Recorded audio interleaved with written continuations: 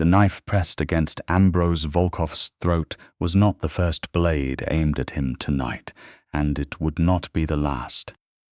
He stood in the grand gallery of Volkov Manor, surrounded by 200 of the most powerful vampires in the northern court, every single one of them watching with calculated hunger as Lord Cassivian Drace pressed cold silver steel against the heir's pale throat.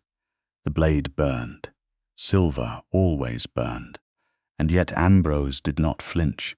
His silver-white hair fell in loose waves across his shoulders, his crimson eyes steady, his jaw set with the kind of calm that only comes from a man who has been betrayed so many times he no longer registers surprise. "Step down," Cassivian hissed, his voice low enough that only those nearest could hear, though in a room full of vampires, everyone could hear everything. "Sign the concession of blood and walk away from the title, or I will open your throat in front of your entire court and let them watch their precious heir bleed out on his own marble floors." Ambrose's voice, when it came, was velvet and iron fused together. "You are holding a silver blade to the throat of the Volkov heir on the night of the blood ascension ceremony," he said quietly, "in front of 200 witnesses, 3 of whom are bound to the High Council by oath. Either you are extraordinarily brave or extraordinarily stupid, Cassivian. I have never been able to decide which. Sign the concession, no." The word dropped into the room like a stone into still water, and every ripple that followed was immediate. Cassivian pressed harder, and the silver drew a thin line of pain across Ambrose's skin, and it was at that exact moment that the side door to the gallery burst open, and a girl ran through it, not a vampire, not a courtier, not anyone who belonged in this room by any definition of belonging. She was human, young, dark-haired, her clothes torn at the shoulder, her brown eyes wide and wild and lit with something desperate, her breathing fast and ragged as though she had been running for a long time. She stumbled through the doorway and collided with a marble pillar and grabbed it with both hands and stared at the scene in front of her. 200 pairs of crimson and gold eyes snapping toward her in unison like a predator pack registering new prey. She did not scream. That was the first thing Ambrose noticed about her. Every human who stumbled into the vampire court screamed. It was practically reflex. But this girl pressed her lips together, hard, lifted her chin, and said in a voice that only trembled slightly, "I am so sorry. I was looking for an exit." Cassivian turned his head toward her, distracted for exactly half a second, and that half second was all Ambrose needed. He moved with the terrifying speed of old blood vampire lineage, catching Cassivian's wrist and twisting it backward with controlled, precise force, the silver blade spinning free, clattering against the marble floor with a sound like a bell.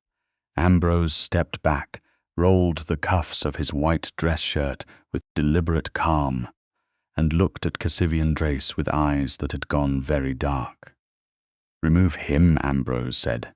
The court guards materialized instantly, seizing Cassivian by both arms before the man could gather himself to speak, and the Lord's face twisted through several shades of fury and disbelief before settling on something ugly and cold. "This is not over, Volkov," Cassivian snarled as they dragged him toward the door. "Your title is borrowed time. Every lord in this court knows it. The old blood laws do not bend for sentiment, and you have no pure line heir, no bonded consort, no anchor. You are one challenge away from—" "To the lower chambers," Ambrose said smoothly, as though Cassivian had not spoken at all. The doors sealed behind them. 200 vampires exhaled collectively and returned to exactly what they had been doing before, because that was court protocol. "You did not acknowledge the cracks in the palace ceiling. You looked at the paintings. Ambrose turned to find the girl still gripping the marble pillar, watching him with enormous dark eyes that were calculating something rapidly behind all that fear. "You are bleeding," she said. He touched his throat briefly with 2 fingers. The silver line burned, thin and clean. "It is nothing. Silver does something different to you than regular wounds, doesn't it? You're holding very still on the left side." He studied her. She was perceptive. That was interesting. Humans who stumbled into the court were usually either too frozen with terror to observe anything or too busy screaming to notice. This one was watching the way he held himself and cataloguing what it told her. "Who are you?" he asked. "Someone who made a very wrong turn," she said. "I came in through the loading dock. There was a man following me in the street. I ducked through the first unlocked door I found." She paused. "I did not know this was a vampire court. I thought it was a private event." "It is a private event," he said dryly. "Right." She released the marble pillar and straightened her spine with the deliberate composure of someone who had learned composure the hard way. "I will leave ye." "You cannot leave," he said, not unkindly, but very directly. "You have seen faces in this room. Names connect to faces in our world. And there are people in this gallery who would follow you into that street with considerably worse intentions than whoever was chasing you before. Sit down. I will deal with you when the ceremony is finished." She stared at him for a moment, and he could see her weighing the options with clear, practical intelligence. Not panic, not tears, just cold, fast calculation. Then she sat down on the nearest chair, crossed her ankles, folded her hands in her lap, and watched the room with eyes that missed nothing. Ambrose Volkov had been surrounded his entire immortal life by people who wanted something from him. His title, his bloodline, his power, his territory, his ancient name, his signature on documents that would reshape the Northern Court's power structure for the next 3 centuries. He had never, in 340 years of existence, encountered anyone who sat in his court and simply waited without wanting anything at all. He went to conduct the blood ascension ceremony with that thought sitting strangely in his chest. Her name was Amara Sterling, she told him afterward, when the court had mostly cleared, and the great hall felt cavernous and quiet, the chandeliers burning low, the marble floors gleaming cold and silver under the diminished light. She told him this herself, without being asked, with a directness that was almost startling. "Amara Sterling. I work at the Crescent Archive on 5th Street. I am 23 years old. I have no vampire affiliations, no supernatural contacts, and no family who will report me missing if something happens to me, which I understand is probably relevant information given where I am." Ambrose stood across the room from her with a glass of aged blood wine he had not yet tasted, watching her with an expression that he worked hard to keep neutral. "Why would you volunteer that you have no family to report you missing?" "Because the alternative is letting you think you need to worry about outside interference," she said evenly.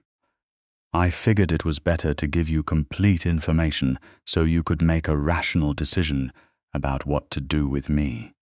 I am not a threat to your court. I am not connected to anyone who is. I stumbled in here by accident, and I would like to leave without being harmed." "What are you running from?" he asked. A flicker of something crossed her face, quickly disciplined. "That is my own business. It brought you into my house." "Ah, accidentally."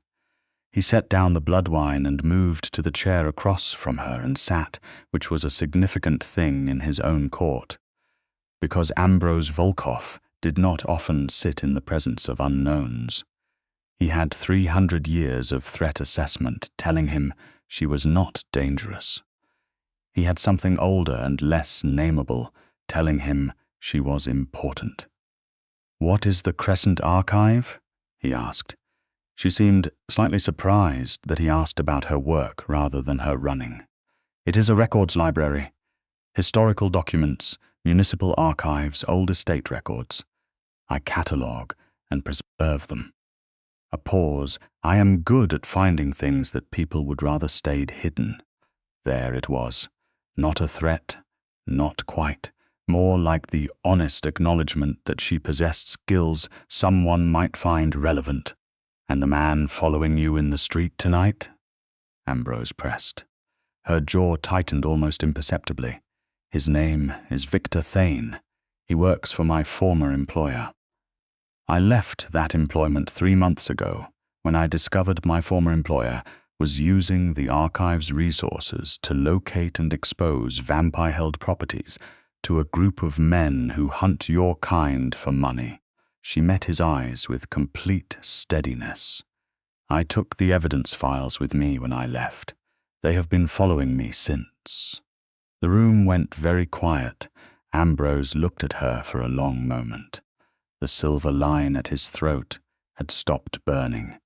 He was thinking very rapidly about several things at once, including the fact that Victor Thane was a name he knew connected to the Harrow Circle, a human organization that had been dismantling vampire safe houses across the eastern seaboard for 2 years, and the fact that this girl, this Amara Sterling with her careful composure and her honest dark eyes, had taken evidence files and run from them, alone, for 3 months without asking anyone for help. "You could have given those files to the police," he said carefully. "The police cannot process what is in those files without exposure of the entire vampire population, which I assumed you would all prefer to avoid," she said. "I considered several options. I have not yet found the right one." Her chin lifted. "I am not trying to leverage you. I am telling you what I know because it is relevant to why I am here, and because you have been straightforward with me so far, and I think you deserve the same." Ambrose was quiet for a moment. Then he said, "You protected a population of beings. You have no reason to protect at considerable personal risk to yourself for 3 months, and you have not asked a single thing in return." "I was not looking for a reward," she said. "I was looking for the right way to handle it. And now you have accidentally run into the one house in this city that has the power and the motivation to handle it properly." She looked at him for a moment, and he saw the exhaustion under the composure. For the first time, the 3 months of running and watching and managing alone written in the shadows beneath her eyes. "I suppose I have," she said quietly. He made a decision that he would later understand was the first in a series of irreversible decisions about Amara Sterling. "You will stay here tonight. I will have a room prepared. Tomorrow you will show me what you have, and I will determine the appropriate response." She looked at him with those assessing eyes, and then nodded once, clean and simple. She did not thank him excessively, did not become emotional, did not push for more than he had offered. She stood, straightened the torn shoulder of her jacket, and said, "Thank you." He called for Merrick, his head steward, a lean old-blood vampire, with iron-grey temples and the efficient manner of someone who had managed a great house for 2 centuries, and instructed him to prepare the East guest suite. Merrick, to his credit, absorbed the instruction that his lord wished to house a human without visible reaction. He had seen stranger things. Amara followed Merrick without looking back. Ambrose stood in the empty gallery for a long time, in the aftermath of Cassivian Drace's blade and the blood ascension and the girl with the archive files, and felt something shift in the architecture of a night that had already been extraordinary. He put it away and went to his study to call the High Council and report the attempt on his life. The next morning came grey and cold. The winter light filtered through the heavy UV-treated glass that protected the upper floors of Volkov Manor. Ambrose was already in his private study when Amara appeared in the doorway at 8 in the morning. Having clearly slept in the clothes Merek had provided, her dark hair braided back, a leather messenger bag over one shoulder. She set the bag on his desk and opened it and began laying out files with the systematic precision of someone who had organized them many times in her head during the months of carrying them.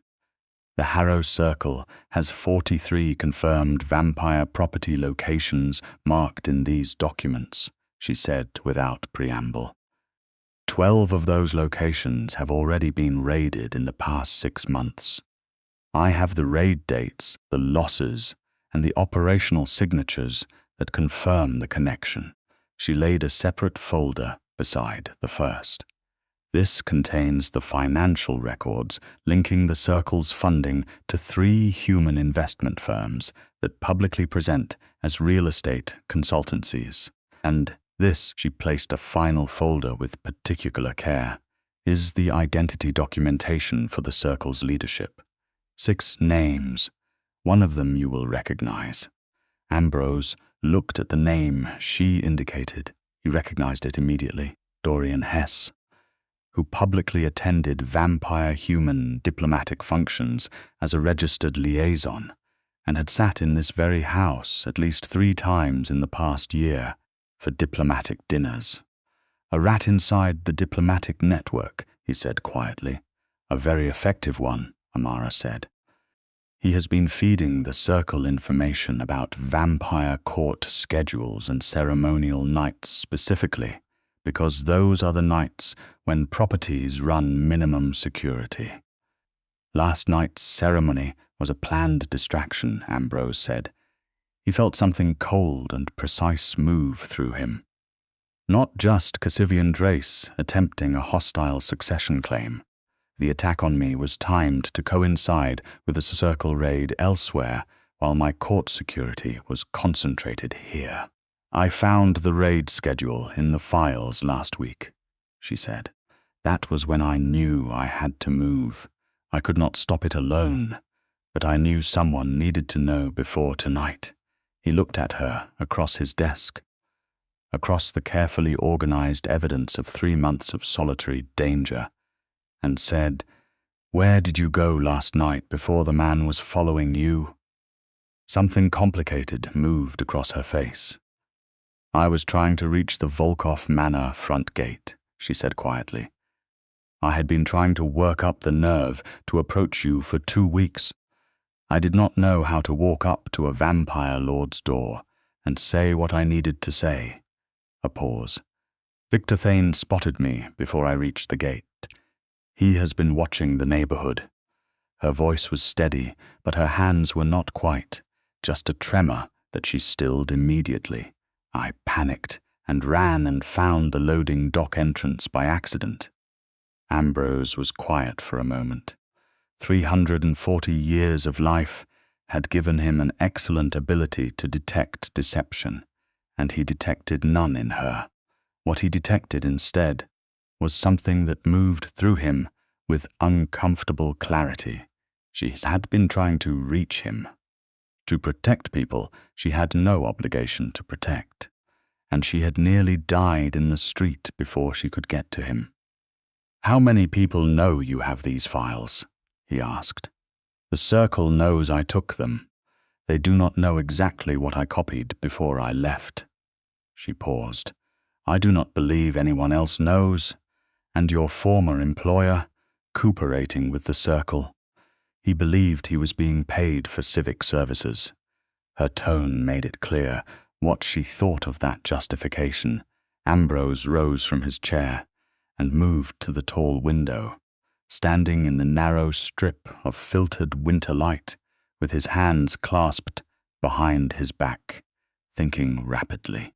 He was heir to the Volkov bloodline, the oldest vampire dynasty in the Northern Court, and his ascension to the full title of court lord was contingent on the blood covenant he had yet to formally complete. The ceremony of last night had been the first phase. The second phase required what Cassivian Drace and the rest of the court's ambitious lords had correctly identified as his vulnerability. He had no bonded consort. The blood laws of the Northern Court were ancient and specific.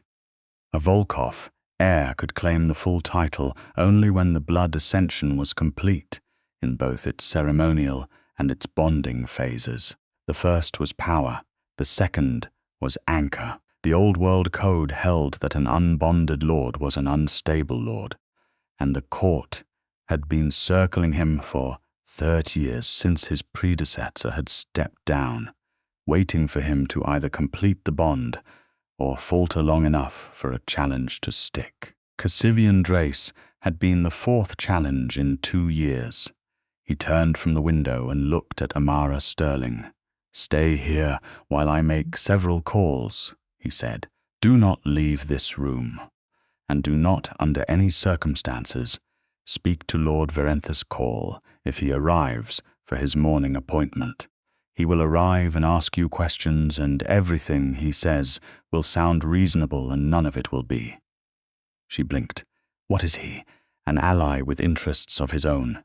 Ambrose said, and his voice carried exactly enough weight to communicate the rest. She nodded. "Understood." He stopped in the doorway. "You are safe here," he said, not as reassurance but as a statement of fact. "I give you my word on that." She met his eyes. "I believe you," she said simply. He left before he could examine why that mattered as much as it did. The next 72 hours were controlled chaos, managed beneath a surface of absolute composure. Ambrose dispatched 3 of his most trusted lieutenants, old blood vampires with enough authority to move quickly, to the 12 raided properties to assess damage and secure survivors. He forwarded Amara's documentation to the High Council's Security Division through a channel that bypassed Dorian Hess entirely, with a cover note that named Hess explicitly and provided the financial documentation to support it. The fallout was fast and satisfying in the way that precise actions always were. Dorian Hess was detained by Council security within 18 hours. The Harrow Circle's financial network froze within 24. Victor Thane was picked up on the street 2 blocks from Volkov Manor, trying to surveil the property, and brought in for questioning. Through all of this, Amara stayed in the east wing of the manor as Ambrose had requested, and she did not idle. He checked on her twice the first day and found her in the library both times, once reading, once going through his historical archive with clear methodical interest, handling old documents with the practiced care of someone who genuinely loved preservation work. She was not performing calm. She was actually calm, the kind of calm that comes from being capable and knowing it. The third evening, he found her in the library after midnight, sitting cross-legged on the floor, with an open volume of old court binding laws spread across her knees, and he stood in the doorway for a moment before she looked up. "The bonding laws in the Northern Court," she said. "These are yours? They are the Volkov inheritance." "Yes."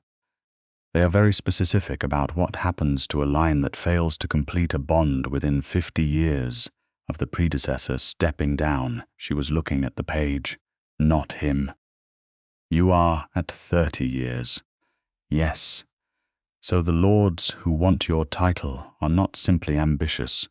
They are strategically patient. They are waiting for 20 more years to become a legal leverage point." He moved into the library and sat in the chair across from where she sat on the floor, which was an unusual enough posture that it seemed to put her slightly more at ease. "Legally, yes.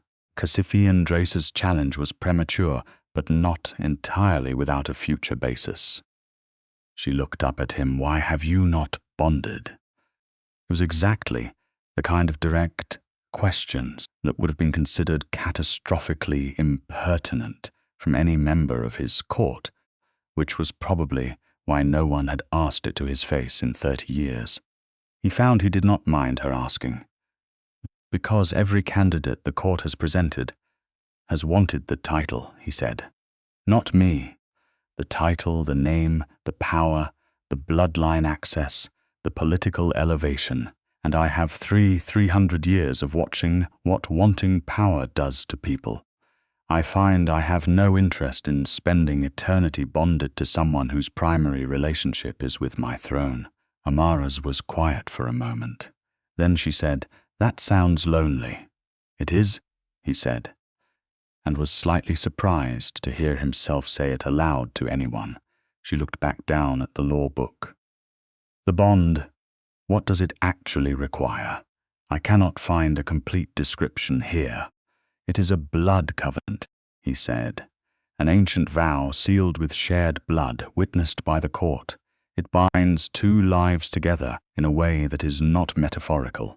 A true bonded pair can sense each other's distress, locate each other across distance, sustain each other's life force to a degree.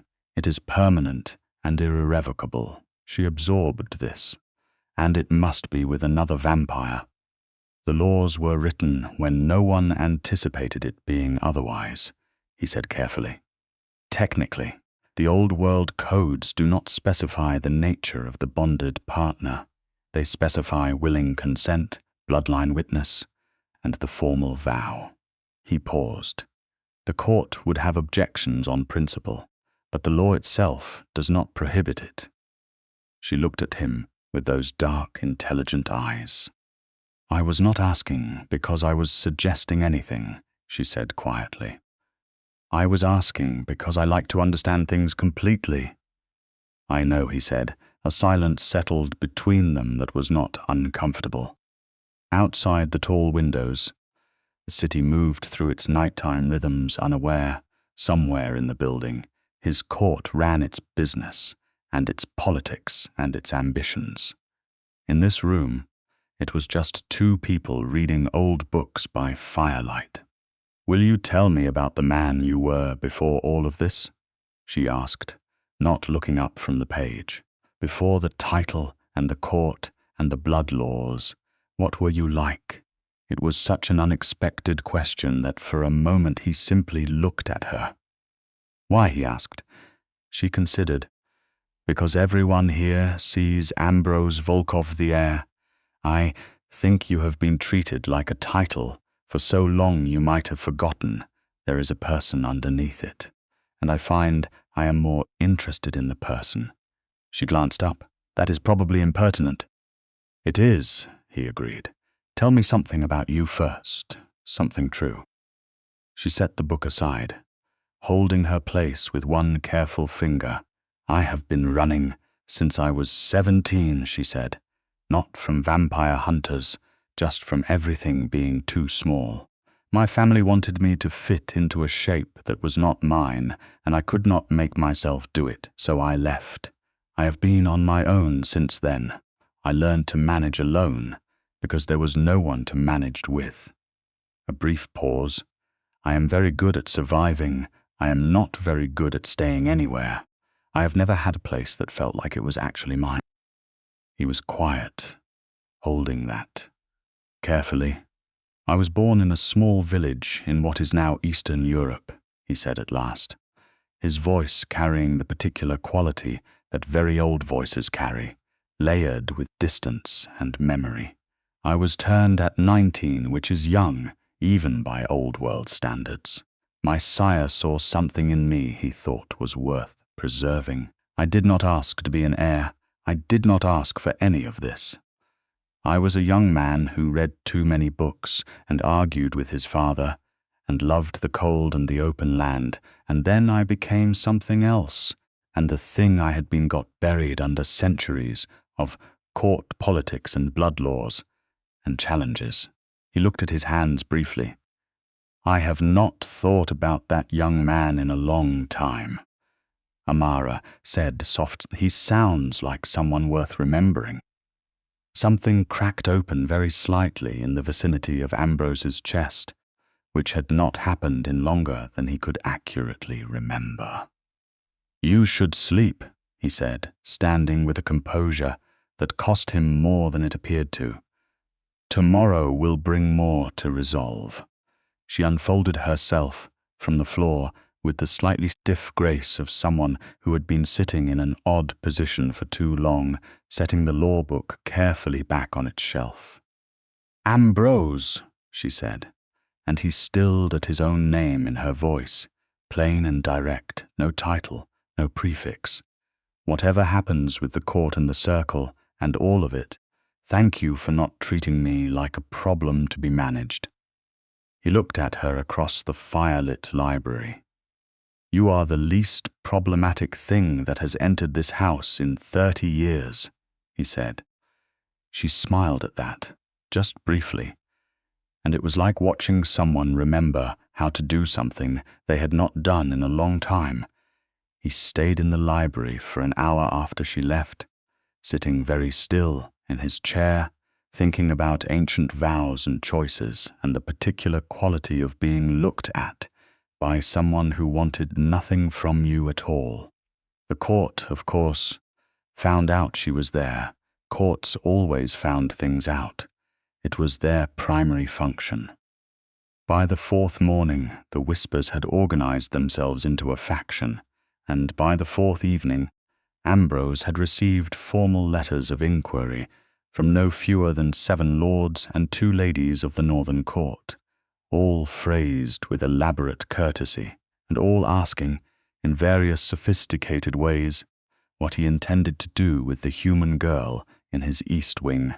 Lord Verenthis' call arrived in person, which Ambrose had anticipated. Verenthis Gall was one of the older lords. 3 centuries of practiced charm layered over 3 centuries of calculated ruthlessness. His white hair swept back from a severe, elegant face, his eyes the particular cold gold of old-blood vampires who had spent a very long time getting exactly what they wanted. He was not overtly hostile. He was worse than that. He was persuasive. "Ambrose," he said, settling into the chair across from the heir's desk, with the ease of someone who believed every chair he sat in was really his own.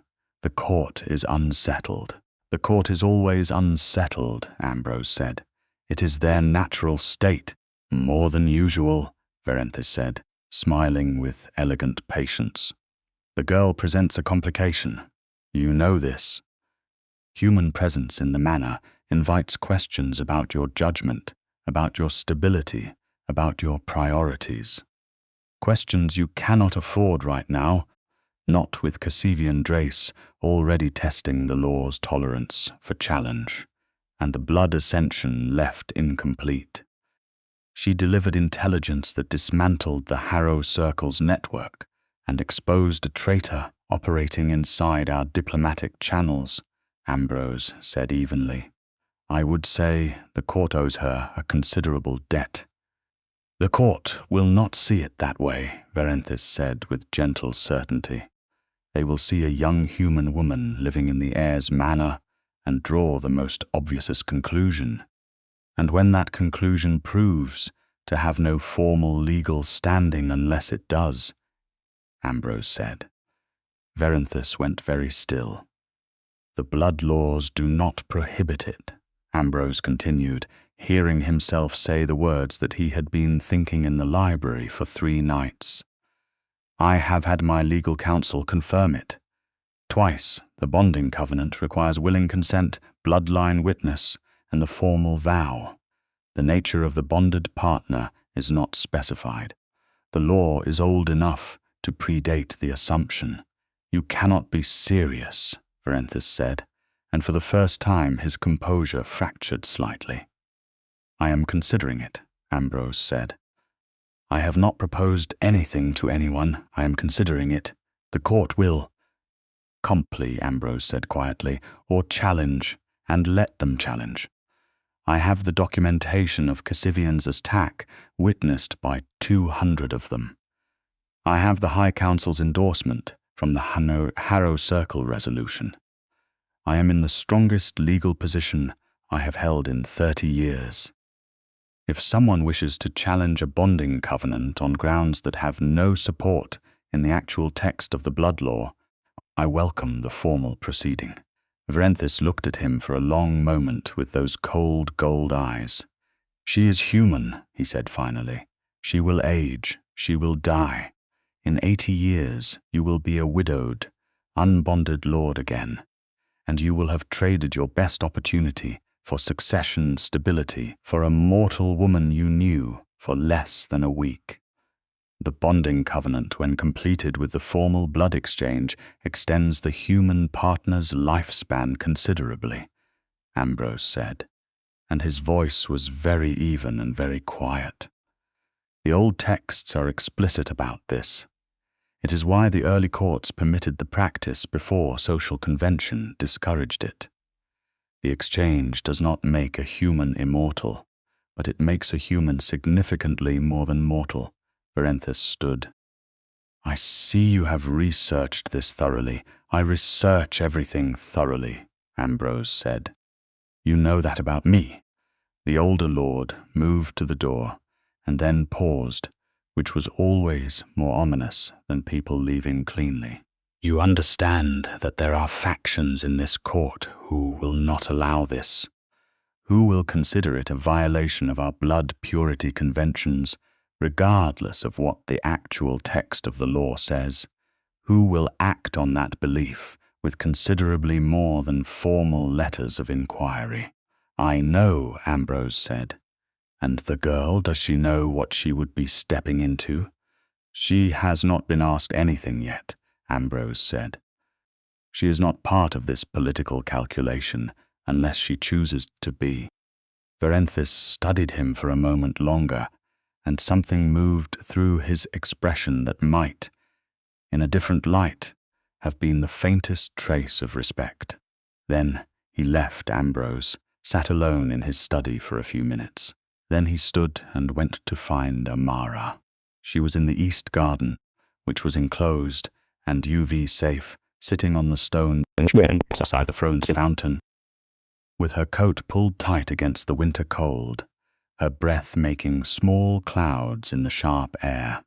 She looked up when he came through the glass door, and he noticed she had been writing in a small notebook she quickly closed without self-consciousness. "You had a visitor," she said.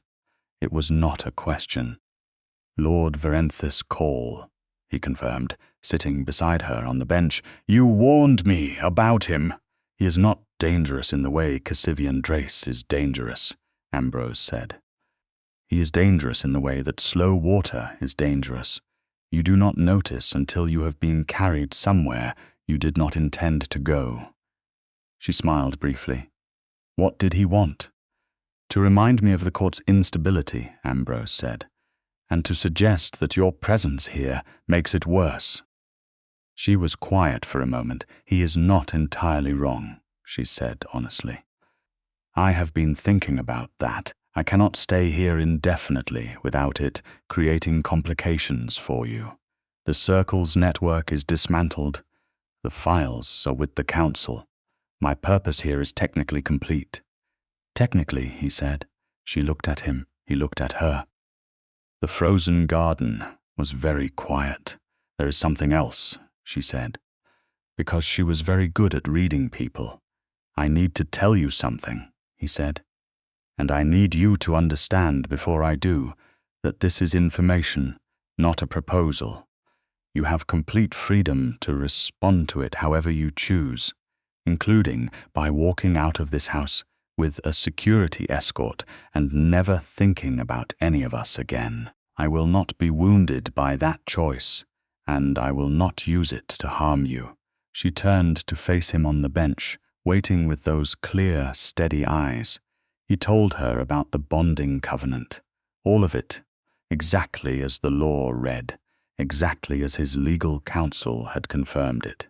He told her about the 30 years, and the challenges, and what the completion of the bond would mean politically and personally, and what it would mean for her specifically. He was precise and honest and complete, the way he had been raised to deliver information that mattered, because 3 centuries had taught him that half-truths were just betrayals with better manners. When he finished, she was quiet for a long time. "The extension of lifespan," she said finally. "How long are we talking? The texts are not exact. They suggest several centuries, potentially more. It is tied to the strength of the bond and the old blood potency of the vampire partner." He paused. "My bloodline is among the oldest in the Northern Court. The effect would likely be considerable, but not immortality." "Not immortality," he confirmed. "A long life, a very long life, but with a natural end." She absorbed this. "And the bond itself, what does it feel like?" "I do not know from experience," he said. "From the historical accounts I have read, it is described as a permanent, low-level awareness of the other person's presence and well-being. Not invasive, more like knowing, in the way you always know where a door is in a room you live in." She turned that over, "and it is permanent." "And irrevocable," he confirmed. She was quiet again. Then she said, "Ambrose, you have been considering this since the library, haven't you?" "Since the library," he admitted. "Why?" she asked, and her voice was careful and direct. "Not the political reasons, I understand those. Why me?" He looked at her in the cold garden air. This young woman who had run alone for 6 years and carried evidence files for 3 months to protect people she owed nothing to, who had walked into a room full of vampires and not screamed, who had asked him about the young man he had been before the centuries buried him. "Because in 4 days," he said quietly, "you are the first person I have encountered in 30 years who looked at me and saw something that was not the title." His voice was steady, but the honesty in it cost something real. "You ask me what I was like before all of this. No one has asked me that in 300 years. Not one person." Her composure cracked, just slightly. Just enough for him to see the emotion move through her eyes before she steadied it. "I am not doing this for political convenience," he continued. "I want that to be absolutely clear. I would find another way to manage the succession challenges. They are manageable.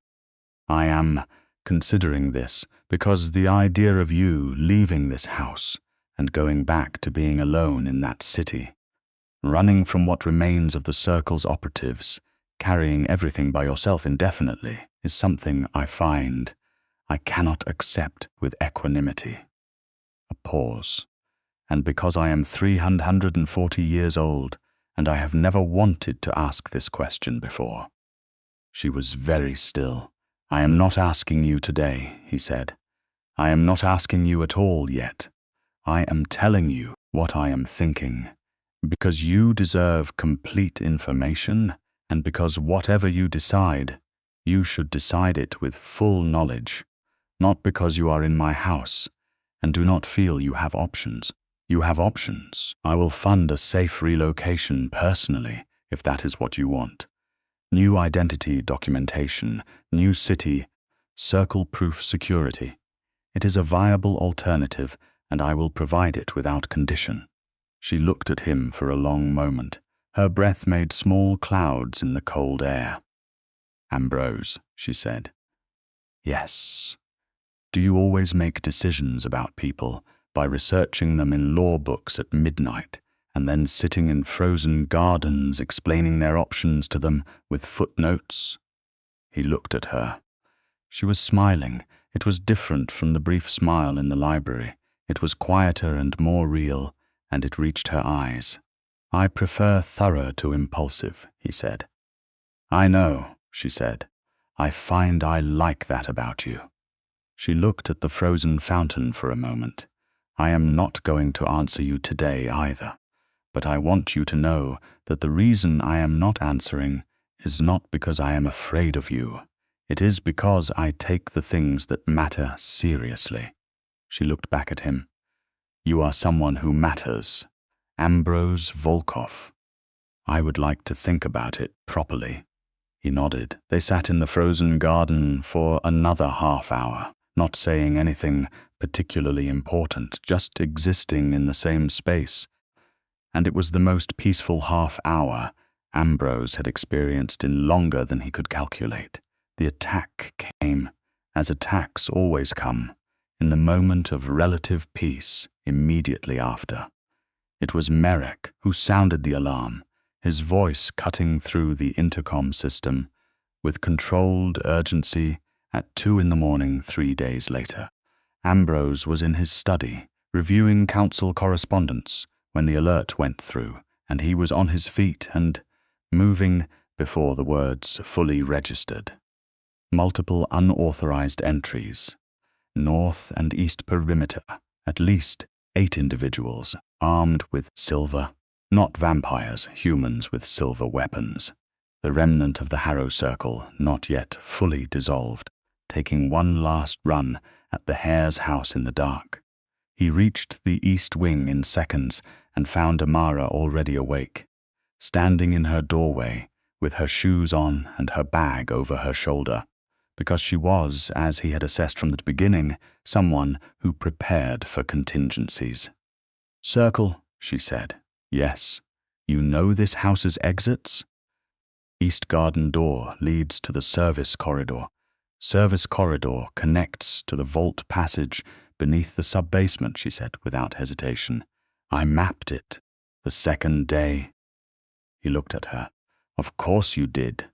She met his eyes with a flash of dark humor that cut through the tension. I told you I was good at finding things. Can you reach the vault passage without my help? Yes, but I would prefer not to go alone. You are not going alone, he said, and the tone of his voice on those words was absolute and left no room for negotiation. Stay close. Do not touch the silver weapons if we encounter them, and do not try to intervene in any physical engagement. My court guards are extremely capable.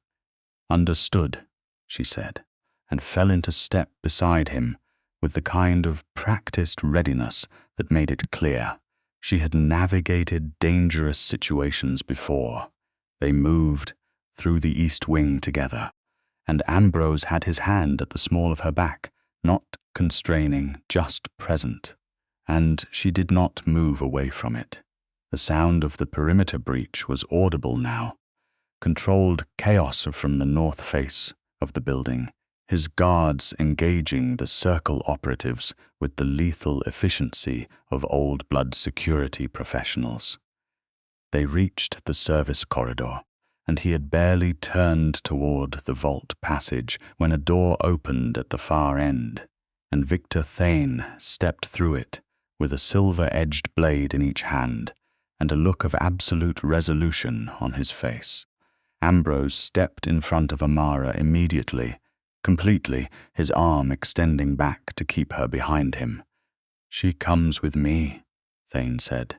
The evidence she holds is incomplete without her testimony, and the circle has buyers for both. She is in my house under my protection, Ambrose said quietly. Think carefully about what you are doing. I know exactly what I am doing, Thane said. You are fast, but silver hurts you, and I am between you and the only exit that matters. Amara's voice came from directly behind Ambrose's shoulder, calm and precise. Victor, you followed me for 3 months. You know that I do not bluff and I do not fold. I also know 3 things about you that the circle does not. A pause.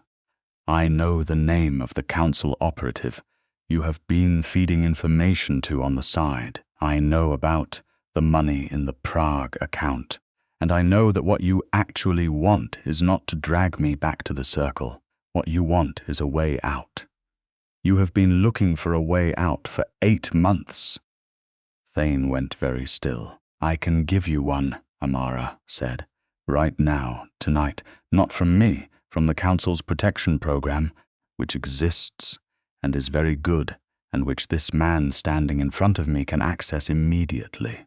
She paused again. You know everything I just said is true. You know I have never lied to you. Put the blades down, Victor." Ambrose stood very still, monitoring Thane's every micro-expression, every shift of weight, coiled and prepared to move in a fraction of a second if Thane made a single gesture toward Amara. He did not. Thane lowered the blades slowly. His face was exhausted and complex and very human in a way that the situation had not made time for until this moment. "How do I know the council will honor it?" he said. "Because I will vouch for the arrangement personally," Ambrose said, "and my word before the council is binding under blood law. You have my name on it." Victor Thane set the blades on the floor of the service corridor and sat down heavily against the wall. And Amara Sterling moved from behind Ambrose and crouched in front of Thane and said something quiet that Ambrose did not try to hear, private and steady and kind, the way she handled everything. The remainder of the circle operatives were subdued by the guards within 20 minutes. There were no fatalities, which Ambrose had specified, because a clean resolution was always preferable to one that left grievances behind to fester. At 3:30 in the morning, Amara was sitting in the kitchen, of all places, drinking tea that Merrick had produced with the slightly bewildered expression of a centuries-old vampire who had never before been asked to operate a kettle, while Ambrose sat across from her, and they both processed the night in the specific way that people process things after adrenaline drains away. "You read him perfectly," Ambrose said.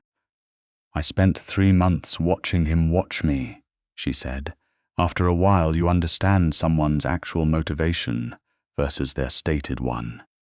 She wrapped both hands around the mug. He was not a true believer. He was a man who made a wrong turn and could not find the door back. A lot of people are that. "You could have let me handle it." "You were going to," she said simply. "I just found a way that kept both of you alive and gave him something he actually needed." She looked up at him. "Does that bother you, that I moved around you?" He considered this honestly. "No," he said. "It was the better solution and you recognized it faster than I did. That is not a diminishment. That is what good partnership looks like." She looked at him across the kitchen table, and the word partnership hung in the air between them. Not heavy, just real. "Ambrose," she said. "Yes. I have been thinking," she said, "for the past 3 days, since the garden." He waited. "I have been running since I was 17, she said again, the same words she had used that first night in the library, but differently now, with less distance in them. "I am very good at it. I'm less good at stopping, at deciding that a place is actually mine and staying in it." She looked at her tea. "But I keep thinking about what you said, that the idea of me going back out there, alone, is something you cannot accept with equanimity." "It is still true," he said quietly. "I keep thinking about the fact that you researched the blood laws in the middle of the night," she continued, "and confirmed them with legal counsel twice, and then sat in a frozen and told me every piece of relevant information, including the part where I could walk away completely, and you would fund my exit." She looked up at him. "You gave me the exit route. People who want to trap you do not give you the exit route." "No," he agreed. "And I keep thinking about what this actually is," she said carefully. "Not what the court needs, not what the politics require, not even what the blood laws say. What this actually is between you and me." Her voice was very steady and very quiet, and I think it is the thing that I have not had before. The thing where someone sees you properly, and you see them. He did not move. He was very still in the way that old vampires are still, absolute stillness, every part of him attending to exactly this moment. "I'm not the same person I was 6 years ago when I started running," she said. "I do not think I will always need to run.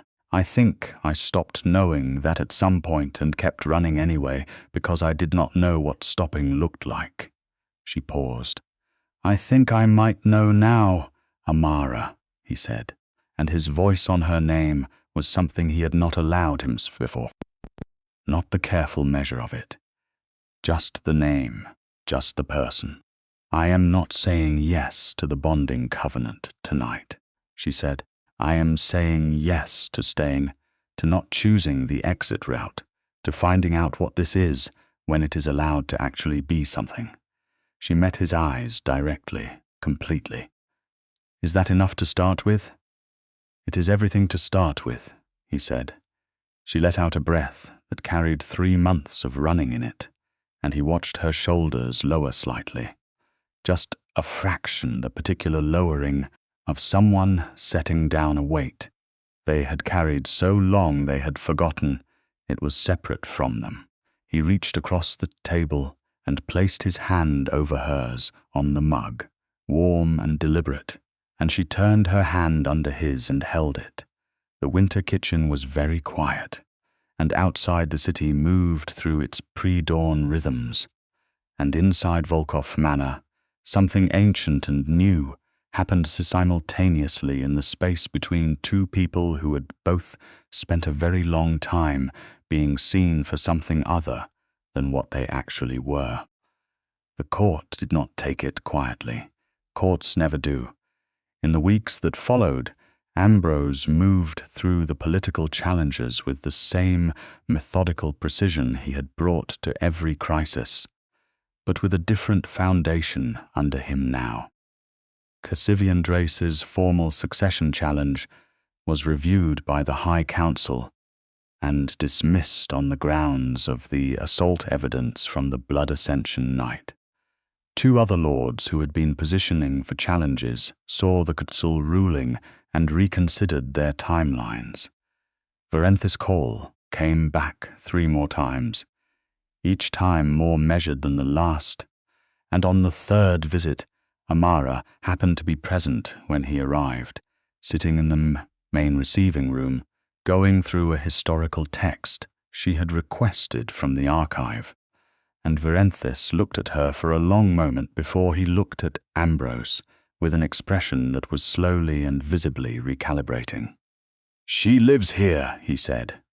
"She does," Ambrose confirmed. Varenthis looked at Amara again. She met his gold eyes steadily, not deferring, not challenging, just clear and present, and completely herself. "The court inventory of her," Varenthis said slowly, "lists her as the human who exposed the Harrow Circle and identified Dorian Hess. The council's formal record acknowledges her contribution." He paused. "Half the lords who were most vocal about her presence have gone notably quiet since Hess was detained." "Yes," Ambrose said. "She changed the political conversation," Varenthis said. "She changed several things," Ambrose said. Varenthis was quiet for a moment. Then he said in a different tone, "She is not what I expected." "No," Ambrose agreed. "She is not what anyone expects." Amara turned a page in her text without looking up and said conversationally, "Lord Cole, I have a question about the 3rd compact of the Northern Court, if you have a moment. The original text suggests an amendment clause that none of the subsequent legal summaries acknowledge. I cannot tell if it was deliberately omitted or if the scribes simply considered it obsolete." Varenthis stared at her for a moment. Then he sat down across from her and said, "Show me." It was, Ambrose reflected, watching the old lord lean over the historical text with genuine interest, while Amara pointed out the specific passage. A masterclass in disarming opposition. She did not try to win people. She simply engaged them with complete honesty about what interested her, and people who expected to find an obstacle found instead a conversation. 3 months after the night she had run through his loading dock door, Amara came to Ambrose in his study with the small notebook she always carried. "I made a list," she said. "Of course you did," he said, smiling slightly in the way she had begun to draw out of him with increasing frequency. "A list of the things that still need to be addressed before we could reasonably consider the bonding covenant," she said, setting the notebook on his desk. "I wanted to make sure I was not missing anything important." He looked at the list. It was thorough. It addressed the legal basis, the formal requirements, the court notification process, the High Council filing, what the ceremony would actually involve, physically and emotionally, the questions she still had about what the bond would feel like to her as a human, the lifespan extension, and what that would mean in practical terms over the coming decades, and what she needed to understand about the ways the court might continue to challenge them, and how she could be a genuine asset rather than a liability in that ongoing political landscape. It was also at the very bottom, in slightly different handwriting, as though it had been added later, a single sentence that read, Ask him if he is certain, not politically certain, actually certain." He looked up from the notebook. She was watching him with those dark, clear eyes. "I am certain," he said. "Certain?" she asked. "In 340 years," he said, and his voice was very quiet and very direct. "I have never wanted to ask this question. I have never met a person whose presence made the idea of the next 300 years feel different from the previous 300. I have been surrounded my entire immortal life by people who wanted my title, my blood, my name, my power. You came into my house by accident, gave me everything you had that could help us, asked nothing for yourself, and then asked me what I was like before I became this." He paused. "I am not certain in the way that people are certain about safe investments or political stability. I am certain in the way that you are certain when something is true." Amara looked at him for a long moment. Her composure was perfect, and her eyes were very bright. "That was a very good answer," she said. "I prepared it," he admitted. She laughed, which was a sound he had been cataloguing privately since the first time he heard it, low and genuine, and surprised out of itself. "I know you did," she said. "You prepare everything. I wanted to get it right." She picked up the notebook, folded it open to the list, and drew a single line through the last item on it. Then she looked at him. "Ambrose Volkov," she said, "I would like to ask you something." "Yes," he said. "Will you bond with me? Not for the court, and not for the blood laws, and not for the succession challenges. For the actual reason." "Yes," he said again, and this time the word was everything. The ceremony was conducted 3 weeks later, at midnight, in the grand gallery where Cassivian Drace had pressed a blade to Ambrose's throat the first night Amara had come through the door. It felt appropriate. The gallery was different now, lit with candles and cold winter flowers. The court assembled not as political witnesses, but as formal witnesses under the blood law, which was a distinction that mattered. Verenthus Cole stood as the official bloodline witness, which surprised most of the court, and surprised no one who had watched him go through historical texts with Amara in the receiving room. The ceremony itself was ancient and spare, the old world words in a language older than any country currently on the map, spoken clearly and carefully by Ambrose in a voice that did not waver, echoed back by Amara in the human form of the vow, which required only complete and free consent spoken without coercion. The formal blood exchange was small and precise, a single cut on each of their palms, pressed together, sealed with the words of the ancient vow, What happened after was not visible to the room. It was internal, private, the particular sensation that Ambrose had read described in old texts, and that no description had prepared him for. The sudden complete awareness of another person's presence, like a new door opening in a room you have lived in all your life. A door you had not known was missing, but that made the room finally, completely whole. He heard Amara draw a small breath, and he looked at her, and she was looking back at him with an expression of absolute wonder. Because she felt it too, the bond settling into place, the permanent low awareness of him that would never leave her now. "Oh," she said quietly. "Yes," he said. "It feels like," she paused, searching for words, "like knowing where a door is," he supplied.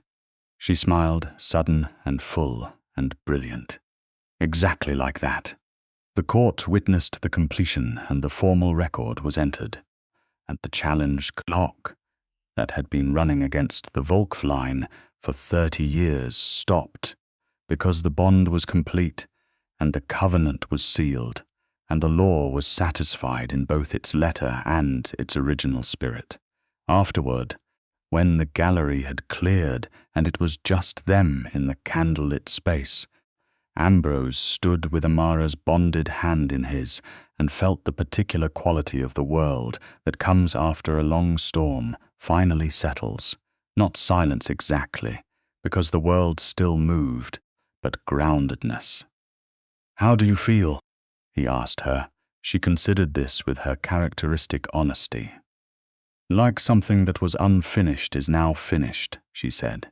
"Like I can feel you in here." She touched her sternum briefly.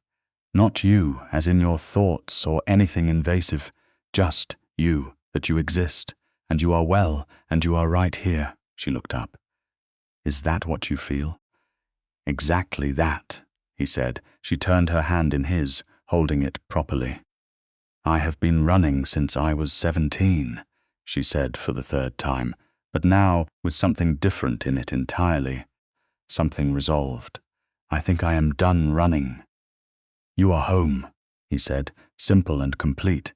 She looked around the grand gallery with its cold marble and its candles and its old-world grandeur, and then she looked at him.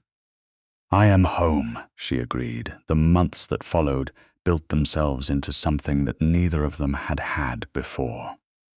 Not a political arrangement, not a convenient solution, but an actual life, shared between two people who were discovering slowly and with great attention what it meant to let someone properly in.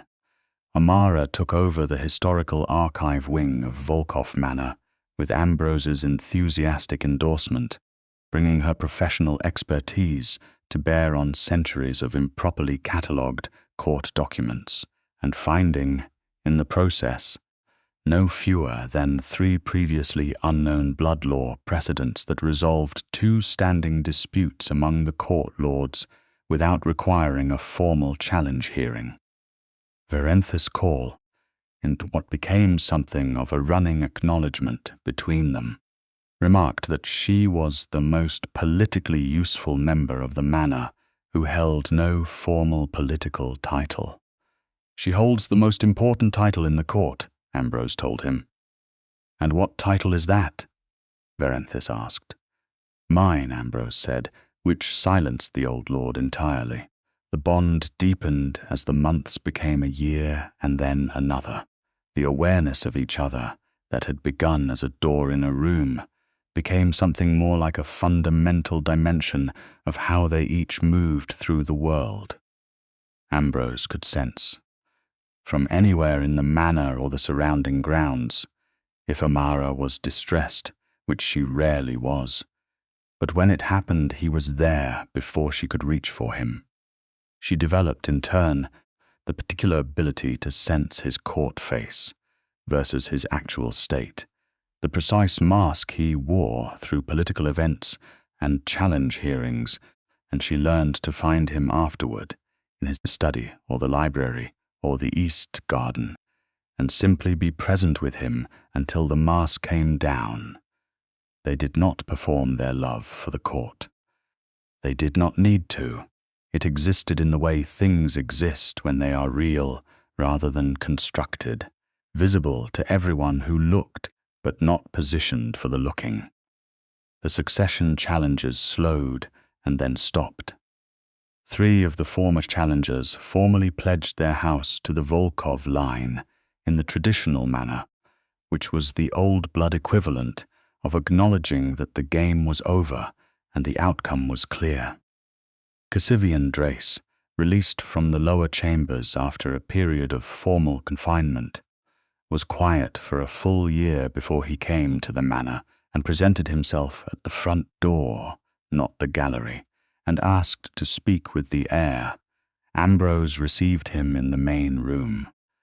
Amara sat in the room, not hidden but present, reading her book with calm composure. Cassivian looked at her for a moment. He had the expression of a man who had been wrong in a specific and humiliating way, and had spent a year sitting with it. "I misjudged the situation," he said stiffly. "You attempted to murder me," Ambrose said pleasantly. "I misjudged the situation significantly," Cassivian said. He looked at Amara again. "She is the one who provided the Harrow Circle intelligence to the council." "Yes," Ambrose said. "3 of my properties were on the Circle's raid list," Cassivian said.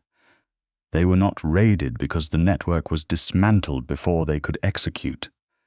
"Yes," Ambrose said again, a long pause. "I would like to formally withdraw my succession challenge," Cassivian said, "and register my house under the Volkov covenant." Ambrose was quiet for a moment. Then he said, "The withdrawal is accepted. The registration will be processed. You will be at the spring court convening." Cassivian nodded, turned to leave, then stopped and looked once more at Amara, who had not looked up from her book, but had a very slight curve at the corner of her mouth. "Sterling," he said. She looked up. "You have my apologies," he said, which was clearly a painful sentence for him, for the night and for the circumstances. She considered him with clear eyes. "Accepted," she said simply. "See you at the spring convening." He left looking as though he were not entirely certain what had just happened. Ambrose looked at her. "You did not look up from your book once." "I was reading a very interesting passage," she said mildly.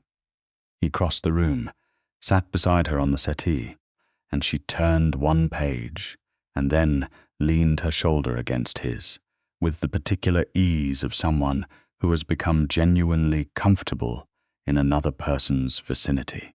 His arm moved around her with equal ease, natural and without deliberation. "You know," she said, 6 months ago I would have said that moment felt impossible." Cassivian Drace, apologizing to a human woman in a vampire court for a succession challenge. 7 months ago, you ran through my loading dock by accident," he said. "And now I live here," she said. "And now you live here," he confirmed. She tilted her head back to look at him. "Ambrose, yes, I love you," she said, with the same directness she brought to everything. No preamble, no decoration, just the truth of it stated clearly. He looked at her for a moment, and it moved through him the way very true things move, not like a shock, but like a key turning in a lock that had been waiting a very long time. "I love you," he said back, with 340 years of accumulated solitude in the statement, and all of it finally resolved. She smiled.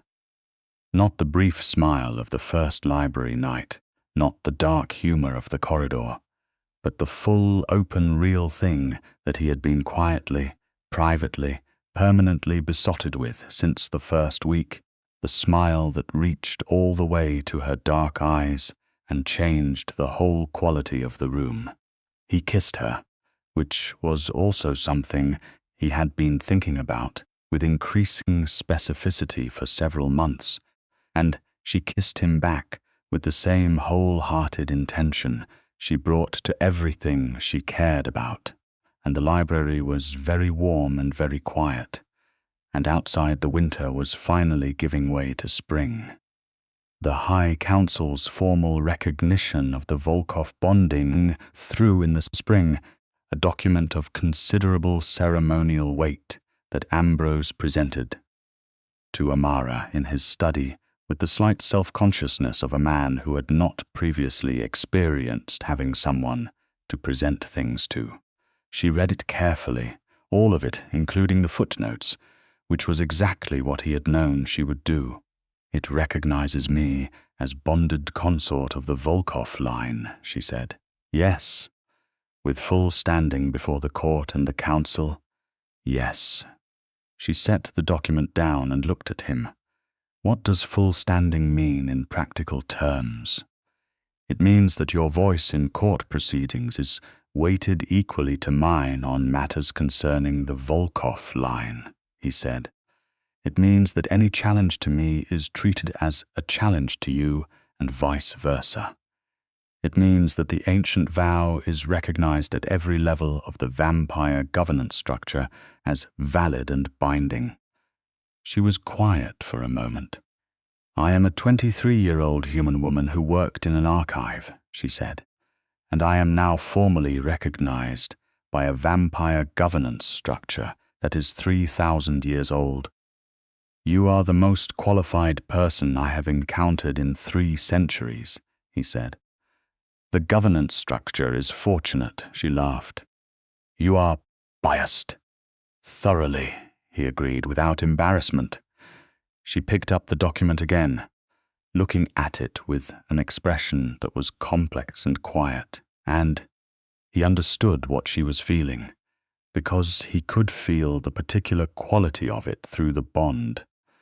Something like the sensation of finally being somewhere that has your name on it. "I have never had anything with my name on it that was real," she said softly. He moved around the desk to stand beside her, and she leaned into him with the absolute naturalness of long habit. And his arm was around her before she finished leaning, and they stood together in the spring afternoon, light looking at a document that said, in the formal language of an ancient civilization, that she was his and he was hers, and that it was recognized and binding and real. "It is real," he said, answering the thing she had not quite said aloud. "It is real," she agreed. Victor Thane, as Ambrose had promised before the council, was processed through the protection program and relocated with a new identity and the specific information leverage he had provided in exchange, removed from the circle's potential reach. He sent a single message through the council's secure channel 6 months later, which reached Amara through Ambrose's security team. It contained 3 words, "Thank you, both." She pinned it to the wall of her archive room in the manor. She was not sure why, exactly. Something about the completeness of it. Dorian Hess's trial before the High Council concluded with a formal censure and permanent removal from the diplomatic network, which was the vampire court's equivalent of a significant political death. He was not physically harmed because the Northern Court's laws under Ambrose's line did not permit summary execution for political crimes, but his influence in every circle he had cultivated for decades was effectively severed, and he left the city within a month. The Harrow Circle's remaining membership, deprived of funding, leadership, and the intelligence network that had made them effective, dissolved within a year. Some members faced human law enforcement consequences for the property raids. Others simply vanished back into civilian life. The vampire safe houses that had been raided began the process of reconstruction with council support. It was not a clean ending in the sense of perfect resolution, because life never is, but it was a complete one, which is different and in many ways better. 2 years after the night Amara had run through the loading dock door with torn clothes and clear eyes and a leather bag full of evidence.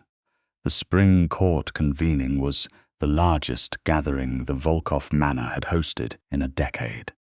The grand gallery that had seen a blade at the heir's throat was full of candlelight and old-blood court members in their finest, and the political landscape of the northern court had shifted so completely from what it had been that the historians of the council would later date the beginning of a new era to that single winter night. Ambrose stood at the center of the gallery with Amara beside him, and she wore the deep blue of the Volkov colors, by choice, not by instruction, because she had selected it herself from the archive of court formal dress, with the precise eye of someone who understood the visual language of power and had decided to speak it clearly. She was not playing a role. She was simply herself, fully present in the room that was hers, beside the man who was hers, in the life she had chosen to stop running from. A young court lord, newly appointed and still navigating the complexities of old blood politics, leaned toward his companion near the edge of the gallery, and whispered, because he did not yet fully appreciate how well vampires heard, "Who is she exactly, the bonded consort? What was she before?"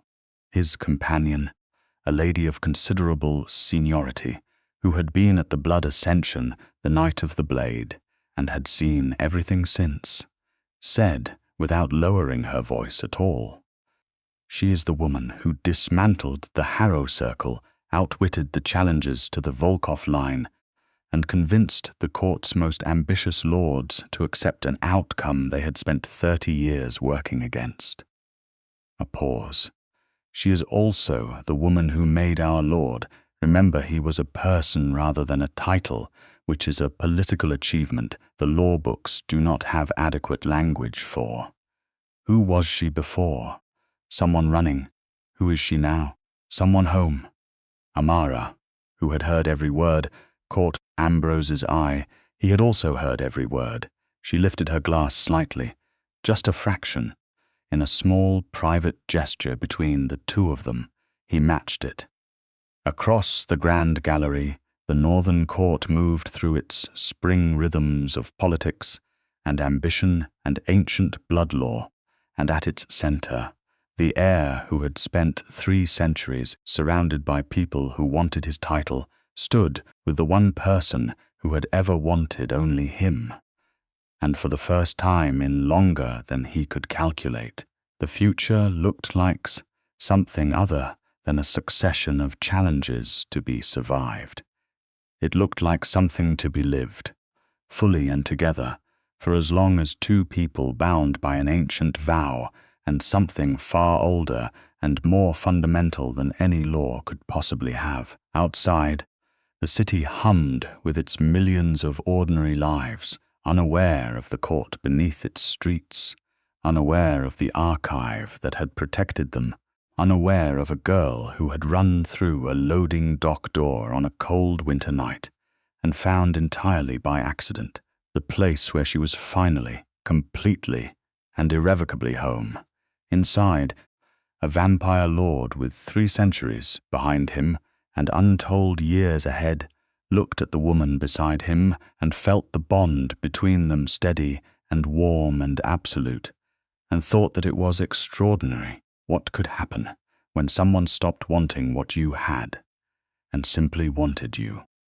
Amara Sterling leaned her shoulder briefly against his arm, just a touch, just a second, and he knew through the bond and through his own long-acquired certainty exactly what it meant. It meant exactly what it always had, from the first frozen garden to this candlelit gallery. It meant she was staying, and so was he.